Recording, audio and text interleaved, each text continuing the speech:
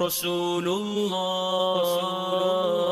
رسول اللہ یا رسول اللہ یا حبیب اللہ۔ الحمدللہ رب العالمین والصلاة والسلام علی سید الانبیاء والمرسلین، اما بعد فاعوذ باللہ من الشیطان الرجیم، بسم اللہ الرحمن الرحیم۔ الصلاة والسلام علیک یا رسول اللہ وعلی آلک واصحابک یا حبیب اللہ، الصلاة والسلام علیک یا نبی اللہ وعلی آلک واصحابک یا نور اللہ۔ باتیں میرے حضور کی صلی اللہ تعالیٰ علیہ وآلہ وسلم سلسلہ لے کر ایک مرتبہ پھر حاضر ہیں، اور انشاءاللہ تبارک و تعالیٰ نبی رحمت شفیع امت صلی اللہ تعالیٰ علیہ وآلہ وسلم کے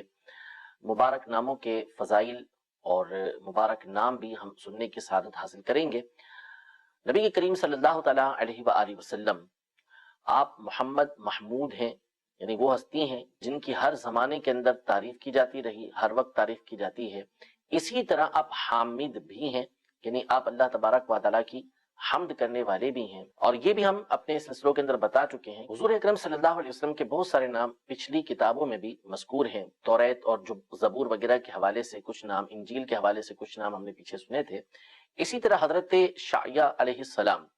ان کی کتاب میں نبی کریم صلی اللہ تعالیٰ علیہ وآلہ وسلم کا ایک نام ذکر کیا گیا ہے، مشقح، جس کا معنی عربی زبان کے اندر محمد بنتا ہے، یعنی وہ ہستی کہ جو اللہ تبارک و تعالیٰ کی حمد کرنے والی، اور وہ ہستی کہ جس کی تعریف کی جاتی ہے۔ حضرت شعیہ علیہ السلام کی جو کتاب تھی اس میں یوں تذکرہ ہے نبی کریم صلی اللہ تعالیٰ علیہ وسلم کا کہ میرے وہ بندے، یعنی نبی کریم صلی اللہ تعالیٰ علیہ وسلم، جن سے میں راضی ہوں اور میں ان پر کتاب نازل کروں گا، اپنی وحی نازل کروں گا،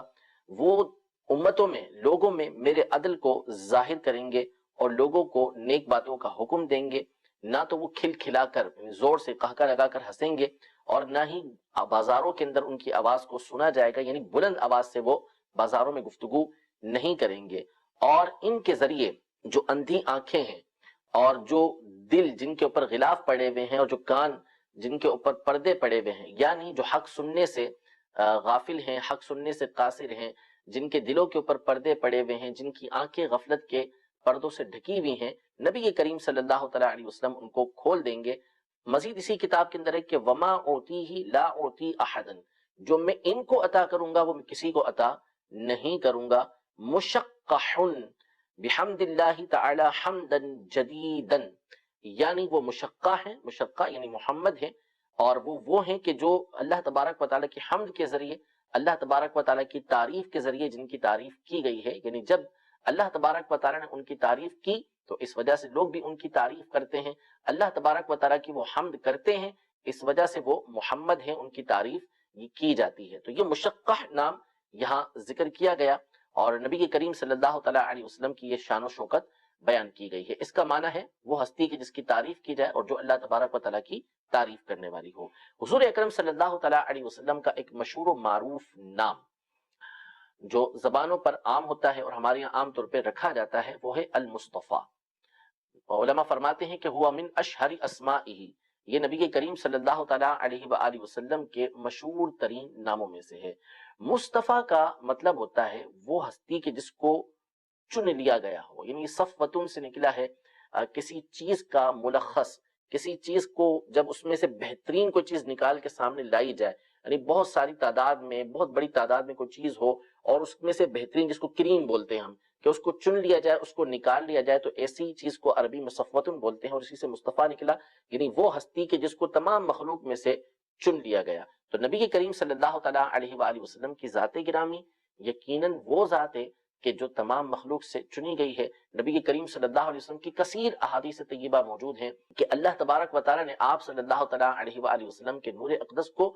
یہ ہر زمانے میں بہترین لوگوں کے اندر رکھا، یعنی آپ کے آبا و اجداد یہ سارے کے سارے بہترین ترین لوگوں میں سے تھے۔ آپ صلی اللہ تعالیٰ علیہ وآلہ وسلم کے خاندان کو اللہ تبارک و تعالیٰ نے چن لیا تھا، یعنی عرب میں قریش کو چنا گیا، قریش میں سے بنو ہاشم کو چنا گیا، بنو ہاشم میں سے نبی کریم صلی اللہ تعالیٰ علیہ وآلہ وسلم کو چنا گیا، اختیار کیا گیا، پسند کیا گیا۔ آپ صلی اللہ تعالیٰ علیہ وسلم کی ذات گرامی وہ ہے کہ جو اللہ تبارک و تعالیٰ کی بارگاہ میں سب سے معزز اور مکرم ہے۔ حضرت جبریل امین علیہ السلام یہاں ان کی ایک حدیث مبارکہ میں عرض کروں کہ نبی کریم صلی اللہ تعالیٰ علیہ وسلم اور آپ کا گھرانہ اللہ تبارک و تعالیٰ کی بارگاہ میں کیسا چنا ہوا ہے۔ حضرت سید عائشہ رضی اللہ تعالیٰ عنہا فرماتی ہیں کہ نبی کریم صلی اللہ تعالیٰ علیہ وآلہ وسلم نے فرمایا کہ مجھ سے جبریل امین نے یہ کہا کہ قلبت مشارق الارض و مغاربها، میں نے زمین کے مشرق و مغرب کو چھان ڈالا، دیکھ ڈالا۔ قلب یہ تقلیب سے نکلا ہے، جس کا مطلب ہوتا ہے الٹ پلٹ دینا کسی چیز کو، اور یہاں اس کا معنی یہ ہے کہ میں نے غور کیا، اچھی طریقے سے زمین کے تمام گوشوں کے اندر دیکھا۔ فلم اجد رجلا احدا افضل من محمد، میں نے کوئی شخص بھی محمد صلی اللہ تعالیٰ علیہ وسلم سے افضل نہیں دیکھا، اور کوئی گھرانہ میں نے بنو ہاشم سے افضل نہیں دیکھا۔ یہ جبریل امین علیہ السلام اپنا مشاہدہ بتا رہے ہیں کہ دنیاوی اعتبار سے بھی اللہ تبارک و تعالیٰ نے ان میں خوبیاں رکھی، ان کو چنا ہے، اور اللہ تبارک و تعالیٰ کی بارگاہ میں بھی نبی کریم صلی اللہ علیہ وسلم اور آپ کے خاندان اہل بیت کا مقام مرتبہ انتہائی بلند و بالا ہے۔ تو چونکہ اللہ تبارک و تعالیٰ نے نبی کریم صلی اللہ تعالیٰ علیہ وآلہ وسلم کو اپنی ذات کے لیے چن لیا، مخلوق میں سے ان کو اختیار کیا، اس لیے نبی کریم صلی اللہ تعالیٰ علیہ وآلہ وسلم کو مصطفیٰ کہا جاتا ہے۔ بڑا خوبصورت اور بڑا پیارا نبی کریم صلی اللہ تعالیٰ علیہ وسلم کا یہ نام ہے۔ ایک اور نام نبی کریم صلی اللہ تعالیٰ علیہ وآلہ وسلم کا کہ قرآن مجید فرقان حمید میں اللہ جل شانہ نے یہ ارشاد فرمایا کہ ہم نے آپ کو حاضر و ناظر بنا کر بھیجا، آپ کو خوشخبری دینے والا بنا کر بھیجا، آپ کو ڈر سنانے والا بنا کر بھیجا، تاکہ تم لوگ، اے لوگو، تم اللہ پر ایمان لے کر آؤ، لتؤمنوا باللہ ورسولہ، اللہ اور اس کے رسول پر ایمان لے کر آؤ، اور اس رسول کی خوب تعظیم کرو، وتعزروہ، ان کی خوب تعظیم کرو، وتوقروہ، اور خوب ان کی توقیر کرو، خوب ان کی عزت کرو۔ یہاں قاضی اعظم مالکی رحمۃ اللہ تعالیٰ علیہ لکھتے ہیں کہ وتعزروہ میں جو ضمیر ہے یہ نبی کریم صلی اللہ تعالیٰ علیہ وسلم کی طرف ہے، مطلب یہ ہے کہ نبی کریم صلی اللہ تعالیٰ علیہ وآلہ وسلم کی خوب عزت کرو۔ تو یہ وتعزروہ، اسی سے علماء نے نبی کریم صلی اللہ تعالیٰ علیہ وآلہ وسلم کا یہ نام مبارک ذکر کیا ہے، معزر، یعنی وہ ہستی کہ جس کی تعظیم کی جاتی ہے، وہ ہستی کہ جس کی توقیر کی جاتی ہے، وہ ہستی کہ جس کی عزت کی جاتی ہے، نبی کریم صلی اللہ علیہ وسلم کی ذات وہ ذات ہے، اور یقیناً اس کے اندر کسی طرح کا کوئی شبہ نہیں ہے۔ تو قرآن مجید فرقان حمید میں نبی کریم صلی اللہ علیہ وسلم کی یہ صفت بیان کی گئی اور آپ کے بارے میں یہ حکم دیا گیا۔ اسی طرح ایک اور مقام پر اللہ تبارک و تعالیٰ نے یہ ارشاد فرمایا کہ فالذین آمنوا بہ وعزروہ ونصروہ، کہ جو ان کے اوپر ایمان لے کر آتے ہیں ان کا خوب ادب کرتے ہیں، خوب ان کی تعظیم کرتے ہیں، اور ان کی نصرت کرتے ہیں، ان کی مدد کرتے ہیں۔ حضور اکرم صلی اللہ تعالیٰ علیہ وسلم کی ذات گرامی یقیناً وہ ذات ہے کہ جن کی تعظیم و تکریم اور جن کی بارگاہ کے آداب خود اللہ تبارک و تعالیٰ نے اس امت کو، لوگوں کو سکھائے ہیں کہ نبی کریم صلی اللہ تعالیٰ علیہ وسلم کی تعظیم کس طرح کرنی ہے۔ اس کی تفصیل کے لیے آپ سورۃ الحجرات کو پڑھ سکتے ہیں کہ اللہ تبارک و تعالیٰ نے نبی کریم صلی اللہ علیہ وسلم کے بارے میں ایمان والوں سے فرمایا کہ یا ایھا الذین آمنوا لا ترفعوا اصواتکم فوق صوت النبی، یعنی اے ایمان والو، اپنی آوازوں کو نبی کریم صلی اللہ تعالیٰ علیہ وآلہ وسلم کی آواز پر بلند نہ کیا کرو، یعنی ان کی بارگاہ میں آواز بلند نہ ہو، ایسی بلند کہ جس سے ان کی بے ادبی کا شائبہ ہوتا ہو، بے ادبی کا شبہ ہوتا ہو، ایسی آواز بالکل بلند نہ کرو۔ وَلَا تَجْهَرُوا لَهُ بِالْقَوْلِ كَجَهْرِ بَعْضِكُمْ لِبَعْضٍ، اور ان کو بلند آواز سے ایسے نہ پکارو جیسے ایک دوسرے کو پکارتے ہو، یعنی ادب و احترام کے ساتھ ان کو پکارو، کہیں ایسا نہ ہو کہ تمہارے سارے کے سارے اعمال برباد ہو جائیں اور تمہیں پتہ بھی نہ چلے۔ اور فرماتا ہے لا تجعلوا دعاء الرسول بینکم کدعاء بعضکم بعضا، رسول کریم صلی اللہ علیہ وسلم کو ایسے نہ پکارو جیسے ایک دوسرے کو پکارتے ہو، یعنی تم میں ایک دوسرے کو جس طرح پکارنے کا انداز ہے آپ علیہ السلام کو اس طرح نہ پکارو، بلکہ تعظیم و تکریم کے ساتھ پکارو۔ یعنی علماء فرماتے ہیں جب نبی کریم صلی اللہ علیہ وسلم کی بارگاہ میں عرض کرنا ہو تو یوں کہے یا نبی اللہ، یا رسول اللہ، یا رحمت للعالمین، یا شفیع المذنبین، یا امام المتقین، اس طرح کے خوبصورت الفاظ کے ساتھ نبی کریم صلی اللہ علیہ وسلم کی بارگاہ میں حاضر ہو، نام لے کر نبی کریم صلی اللہ تعالیٰ علیہ وآلہ وسلم کو نہ پکارا جائے، یعنی یا محمد کہنے کی جگہ یا رسول اللہ کہا جائے، یا حبیب اللہ کہا جائے، یا رحمت للعالمین کہا جائے۔ یہ نبی کریم صلی اللہ تعالیٰ علیہ وسلم کے بعض آداب اللہ تبارک و تعالیٰ نے جو قرآن مجید فرقان حمید میں بیان کیے ہیں، ان میں سے کچھ میں نے آپ کے سامنے یہ ذکر کیا ہے، اور بہت سارے نام ہیں نبی کریم صلی اللہ تعالیٰ علیہ وآلہ وسلم کے۔ میں آخر کے اندر حضور علیہ السلام کا ایک انتہائی خوبصورت نام جو مسجد نبوی علی صاحبہ الصلاۃ والسلام میں بھی آپ داخل ہوں، اللہ تبارک و تعالیٰ جلد ہمیں اس مقام کی باادب بازوق حاضری نصیب فرمائے۔ تو جب ہم باب السلام سے داخل ہوتے ہیں تو سیدھے ہاتھ پر نبی کریم صلی اللہ علیہ وسلم کے بہت سارے نام لکھے ہوئے ہیں، ان میں سے تھوڑے ہی آگے جا کے حضور علیہ الصلوۃ والسلام کا ایک مبارک نام لکھا ہے النور. یہ نبی کے کریم صلی اللہ تعالیٰ علیہ وسلم کا مبارک نام ہے، اور علماء نے بکثرت اپنی کتابوں کے اندر حضور اکرم صلی اللہ تعالیٰ علیہ وآلہ وسلم کے اس نام کو ذکر کیا ہے. نور پہلے سمجھ لیں کہ کہتے کس کو ہیں. نور اصل میں کہتے ہیں کہ جو خود روشن ہو اور دوسروں کو روشنی دے، دوسروں کو روشن کر دے، تو ایسی چیز کو نور کہا جاتا ہے. جیسے لائٹ ہے، اب یہ خود بھی روشن ہے، اور جب اس کی روشنی یہاں پر پڑ رہی ہے تو اس سے یہ سب کچھ نظر آ رہا ہے، تو اس کو نور کہا جاتا ہے. چاند ہے، سورج ہے، اس کی روشنی ہے کہ یہ خود بھی روشن ہے، اور جہاں جہاں ان کی روشنی پہنچتی ہے، جہاں ان کی روشنی پڑتی ہے، وہ مقام روشن ہو جاتا ہے، وہاں پہ چلنا یہ آسان ہو جاتا ہے. تو ایک نور یہ ہوتا ہے کہ جو خود روشن ہے اور دوسروں کو روشن کرنے والا ہے، راستہ دکھانے والا ہے. ایسے نور کو نور حسی کہا جاتا ہے. اور ایک نور وہ ہوتا ہے کہ جو عقلی اعتبار سے ہوتا ہے، جس کو نور معنوی بھی کہتے ہیں، نور عقلی بھی کہتے ہیں. جیسے مثال کے طور پہ قرآن ہے، قرآن خود بھی نور ہے، اور قرآن کے ذریعے ہمیں ہدایت کا راستہ ملتا ہے کہ ہدایت کا راستہ اس کے ذریعے سے روشن ہو جاتا ہے، اس لیے قرآن کو بھی نور کہا جاتا ہے. اسلام ہے، اسلام کی تعلیمات جو ہیں وہ بالکل روشن ہیں، نور ہیں، اور اس کے ذریعے سے ہمیں ہدایت کا راستہ ملتا ہے. احادیث طیبہ ہیں،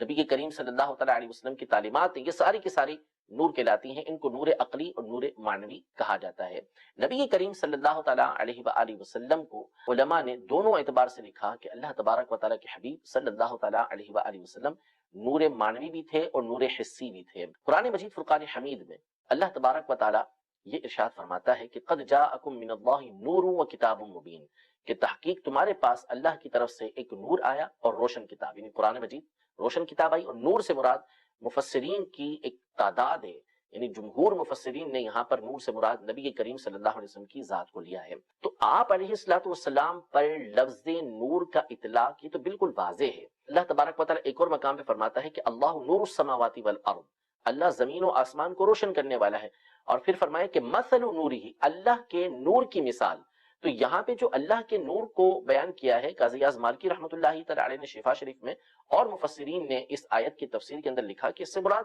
نبی کریم صلی اللہ تعالیٰ علیہ وآلہ وسلم کی ذات گرامی ہے. تو آپ پر جو نور کا اطلاق ہے اس کا انکار کرنا کی تو بالکل نادانی ہے. اب رہا یہ کہ نبی کریم صلی اللہ تعالیٰ علیہ وآلہ وسلم نور حسی ہیں یا نور معنوی، اور تو معنوی کے اعتبار سے تو کوئی کلام کر ہی نہیں سکتا کہ نبی کریم صلی اللہ تعالیٰ علیہ وسلم کی ذات گرامی یقیناً ایسی ذات گرامی ہے کہ جس کے ذریعے سے ہدایت حاصل کی جاتی ہے. آپ نے ہدایت کے راستوں کو روشن کیا ہوا ہے، جنت کے راستوں کو روشن کیا ہوا ہے کہ جس پر چل کر بندہ جنت تک پہنچ سکتا ہے، ہدایت حاصل کر سکتا ہے، اللہ تبارک و تعالیٰ تک پہنچ سکتا ہے. یہ ساری کی ساری باتیں نبی کریم صلی اللہ تعالیٰ علیہ وسلم کی تعلیمات کے اندر موجود ہیں. کوئی بھی پڑھنے والا، سمجھنے والا اس بات کا انکار نہیں کر سکتا. اسی طرح نبی کریم صلی اللہ تعالیٰ علیہ وآلہ وسلم میں نور حسی کی بات کریں تو آپ کے جسم اقدس کے بارے میں علماء نے لکھا کہ آپ انور المتجرد تھے، یعنی جس مقام سے آپ علیہ الصلوۃ والسلام کے جیسے احرام کے اندر ہیں، تو احرام میں چادر بعض اوقات یہ پیٹ کے پاس سے ہٹتی ہے، تو جہاں سے حضور علیہ الصلوۃ والسلام کا جسم اقدس لگتا وہاں پر نور ہوتا تھا،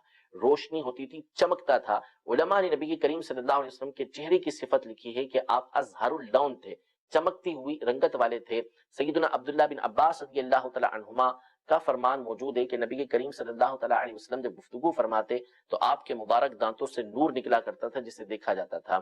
سیدنا ابو ہریرہ رضی اللہ تعالی عنہ اور دیگر صحابہ کرام علیہم رضوان نے نبی کریم صلی اللہ تعالی علیہ وسلم کے مبارک حلیے کے حوالے سے یہ فرمایا کہ ان الشمس تجری فی وجہہ، گویا کہ سورج نبی کریم صلی اللہ تعالی علیہ وآلہ وسلم کے چہرہ اقدس کے اندر تیر رہا ہوتا تھا، یعنی ایسا روشن نبی کریم صلی اللہ علیہ وسلم کا چہرہ ہوتا تھا. آپ صلی اللہ تعالیٰ علیہ وسلم اندھیرے میں تشریف لے جاتے تو کئی مرتبہ ایسا ہوتا کہ وہ جگہ روشن ہو جایا کرتی تھی. آپ جس چیز کو ہاتھ لگا دیتے وہ چیز روشن ہو جایا کرتی تھی. آپ علیہ الصلوۃ والسلام کے اختیار میں اللہ تبارک و تعالیٰ نے یہ چیزیں دی ہوئی تھی. تو اس اعتبار سے نبی کریم صلی اللہ تعالیٰ علیہ وآلہ وسلم کو نور حسی بھی کہا جاتا ہے. اور یہ الحمدللہ ہمارا عقیدہ اور نظریہ ہے. بعض لوگ یہاں پر یہ سمجھتے ہیں کہ نور اور بشر، پہلی بات تو یہ سمجھ لیجئے کہ اہل سنت کے نزدیک نبی کریم صلی اللہ تعالیٰ علیہ وآلہ وسلم بشر یعنی انسان بھی ہیں اور نور بھی ہیں، اور نور اور بشر کا ایک جگہ پر اجتماع یعنی دونوں کا جمع ہونا یہ ممنوع نہیں ہوتا. دونوں ایک ہی چیز ہو سکتے ہیں، یعنی بشر بھی ہوں اور ساتھ میں نور بھی ہوں. اس کی بہت ساری مثالیں موجود ہیں. قرآن مجید فرقان حمید میں حضرت سیدتنا مریم رضی اللہ تعالیٰ عنہا کا واقعہ یہ موجود ہے سورہ مریم کے اندر. تو اس میں یہ بات موجود ہے کہ فَأَرْسَلْنَا إِلَيْهَا رُوحَنَا فَتَمَثَّلَ لَهَا بَشَرًا سَوِيًّا، کہ جب حضرت مریم رضی اللہ تعالی عنہا یہ علیحدہ ہوئی تو ہم نے ان کی طرف اپنا خاص روحانی بھیجا، فرشتہ بھیجا، اور فتمثل لها بشرا سویا، وہ ان کے لیے کامل مرد کی صورت کے اندر ظاہر ہوئے۔ جبریل امین یہ بالاتفاق نور ہے۔ مسلم شریف کی حدیث مبارکہ ہے کہ خلقت الملائکۃ من نور، ملائکہ نور سے پیدا کیے گئے ہیں، لیکن جبریل امین علیہ السلام یہاں پر انسانی صورت کے اندر تشریف لے کر آ رہے ہیں۔ اسی طرح حضرت ابراہیم علیہ السلام کے پاس جب فرشتے آئے، حضرت لوط علیہ السلام کے پاس جب فرشتے آئے، تو ان کے پاس آنے کے واقعات بھی قرآن مجید کے اندر موجود ہیں کہ وہ انسانی صورت کے اندر آئے تھے۔ تو فرشتے یہ انسانی صورت میں انبیاء کرام علیہ السلام کے پاس آتے رہے۔ جبریل امین علیہ السلام حضرت دحیہ کلبی رضی اللہ تعالی عنہ کی صورت میں حضور اکرم صلی اللہ علیہ وسلم کے پاس اکثر آیا کرتے تھے، دیگر اور صورتوں کے اندر حضور علیہ السلام کے پاس آیا کرتے تھے۔ تو یہ سمجھنا کہ نور اور بشر کو ایک دوسرے کے خلاف ہیں، منافی ہیں، ایک جگہ جمع نہیں ہو سکتے، یہ غلط فہمی ہے۔ ہم نبی کے کریم صلی اللہ تعالیٰ علیہ وسلم کے بشر ہونے کا اعتقاد رکھتے ہیں، لیکن آپ افضل البشر ہیں، تمام لوگوں میں افضل ہیں، سید البشر ہیں، تمام لوگوں کے سردار ہیں، خیر البشر ہیں، تمام لوگوں سے بہتر ہیں۔ بشریت کا اعتقاد ہے، لیکن یہ چیز اس کے مخالف نہیں ہے کہ آپ نور نہیں۔ آپ صلی اللہ تعالیٰ علیہ وآلہ وسلم کی خلقت نور سے ہے، نور سے آپ صلی اللہ تعالیٰ علیہ وآلہ وسلم کو پیدا کیا گیا۔ اور حضور علیہ السلام اللہ کی بارگاہ میں دعا مانگا کرتے تھے کہ اللہ میرے آگے بھی نور کر دے، میرے پیچھے بھی نور کر دے، دائیں بھی نور کر دے، بائیں بھی نور کر دے، اوپر بھی نور کر دے، نیچے بھی نور کر دے، میرے گوشت کے اندر نور تو میری ہڈیوں میں نور۔ ایک ایک چیز کے اندر نبی کریم صلی اللہ علیہ وسلم اللہ کی بارگاہ میں نور ہونے کی دعا کیا کرتے تھے۔ تو اس لیے نبی کریم صلی اللہ تعالیٰ علیہ وآلہ وسلم کو نور کہنے میں کسی طرح کا کوئی شائبہ یہ ہونا نہیں چاہیے۔ رب العزت جل وعلا ہم سب کو نبی کریم صلی اللہ تعالیٰ علیہ وآلہ وسلم کے نور حسی اور نور معنوی دونوں سے برکات نصیب فرمائے۔ آپ صلی اللہ تعالیٰ علیہ وآلہ وسلم کے روشن، مبارک، پر نور، منور چہرہ اقدس کی زیارت ہم سب کو نصیب فرمائے۔ انشاءاللہ تبارک و تعالیٰ نبی کی کریم صلی اللہ تعالیٰ علیہ وسلم کے فضائل و کمالات یہ ہمیشہ بیان ہوتے رہیں گے۔ اللہ تبارک و تعالیٰ ہمیں بھی اس میں سے سعادت عطا فرمائے۔ آمین بجاہ النبی الامین صلی اللہ تعالیٰ علیہ وآلہ وسلم۔ رسول اللہ، رسول اللہ،